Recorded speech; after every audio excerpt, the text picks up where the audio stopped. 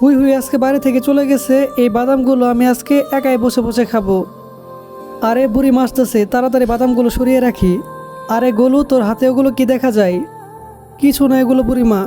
আরে গোলু, তুই এখানে বসে আছিস? ওইদিকে হুই হুই তোকে খুঁজতেছে। হুই হুই কোথায় যেতে বললো? পুকুর পাড়ে দাঁড়িয়ে আছে, যা।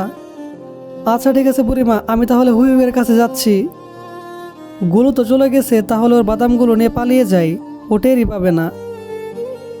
আরে বুড়িমা আমার সাথে মিথ্যা কথা বললো কেন? এখানে তো হুই হুইকে দেখছি না। যাই তাড়াতাড়ি গিয়ে বাদামগুলো খেয়ে ফেলি। আরে আমি এতগুলো বাদাম রেখে গেলাম, এখানে এই কয়টা বাদাম কেন? তাহলে বুড়িমাই আমাকে মিথ্যা বলে বাদামগুলো চুরি করে নিয়ে গেছে। সবাই আমার সাথে এরকম করে কেন, আমি এটাই বুঝি না। আরে গোলু কোথায় গেল?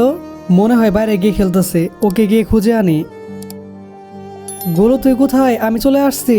হুই হুই আমি এখানে। আমি যে অনেকগুলো বাদাম নিয়েছিলাম, এগুলো হুই হুইকে বলা যাবে না, তাহলে আবার আমাকে বকবে।